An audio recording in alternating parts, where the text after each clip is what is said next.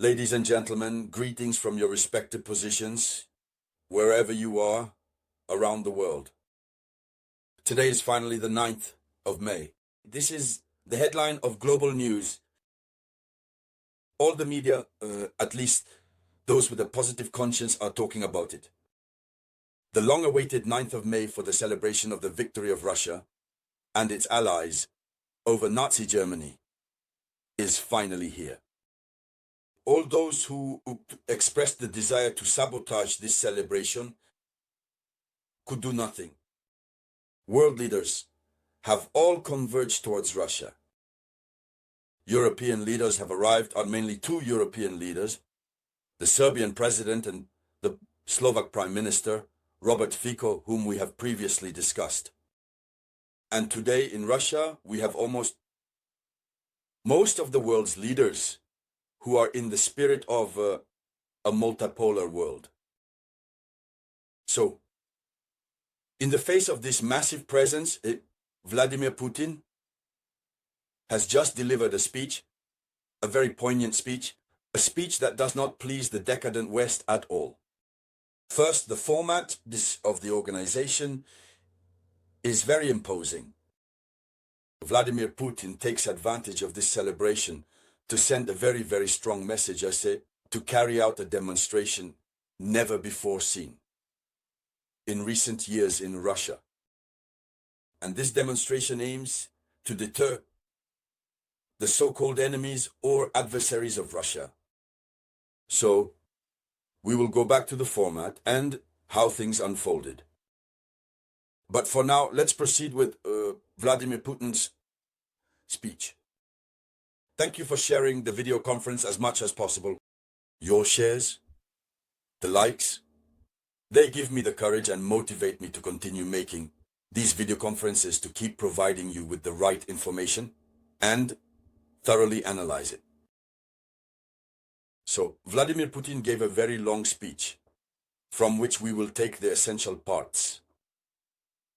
He delivered the speech for about 10 minutes, and 10 minutes interspersed with how shall we call it? Interspersed with a minute of silence in honor of the ancestors, the elders who achieved victory, and many who fell during this patriotic struggle. So Putin said this: elected, we bow our heads in memory of all those who gave their lives for victory. So it's at Red Square where this is taking place, it should be noted. He continues by saying, today we are all united by feelings of joy and sadness, pride, gratitude, and admiration for the generation that crushed Nazism at the cost of millions of lives to win freedom and peace for all humanity. It must be said that obviously Russia has done a lot for peace for all humanity. Since if Hitler's philosophy continued today, it would be very complicated for the world. Even though in some places Westerners in a general sense continue to perpetuate this ideology, but now indirectly. But it must be said that it was a good job. So, Putin continues. He says he honors the memory. So he honors the memory of the ancestors who saved the homeland and entrusted the mission. So he says, I honor the memory of the ancestors who saved our homeland and entrusted us with the mission to defend it, to remain united, and to firmly defend our national interests under our millennial history, under our culture and our traditional values. Everything that is dear to us, everything that is sacred to us. So, he did not stop there. Vladimir Putin continued. He says, we remember the lessons of the Second World War, and we will never accept attempts to distort these events. This is a message for the Westerners. Putin is clear. He says, we will never accept attempts to distort these events, to justify the executioners, and to slander the true victors. Yes. These are the phrases for which the West did not want this celebration to take place. They organized is to prevent the celebration, but it didn't work. Putin continues. He says Russia has been and will be an unyielding barrier against Nazism, Russophobia, anti-Semitism, and will continue to fight against the atrocities committed by those who promote these destructive ideas. Here is what he said. But before that, he added this and said, the truth and justice are on our side. The truth and justice are on our side.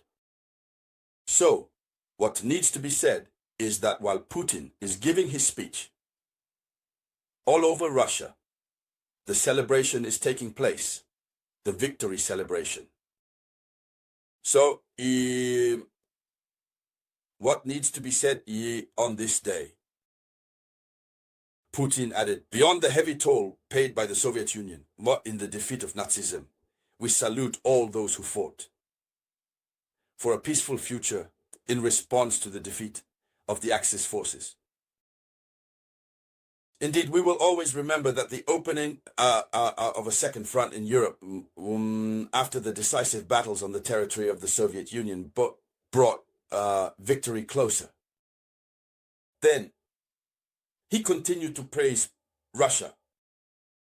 And overall, here is what Vladimir Putin had to say. He didn't speak much. He was brief. I told you that we would take the essence of his speech.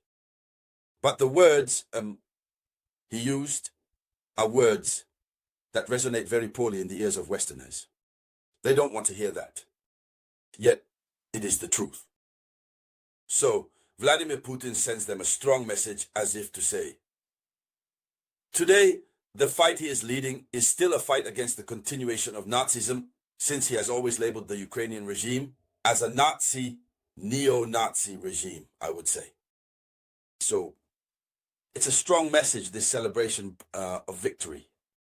And that is why the European Union condemned or continues to condemn European leaders who agreed to come to Russia to celebrate this event. Because celebrating this event was as if celebrating Russia's current victory. That is to say, it is both the past and current victory of Russia against Europe. So, ladies and gentlemen, this is what needed to be said. Thank you for sharing the video as much as possible. I will get back to you shortly with new updates. This was the voice of your humble servant, Robert Théa.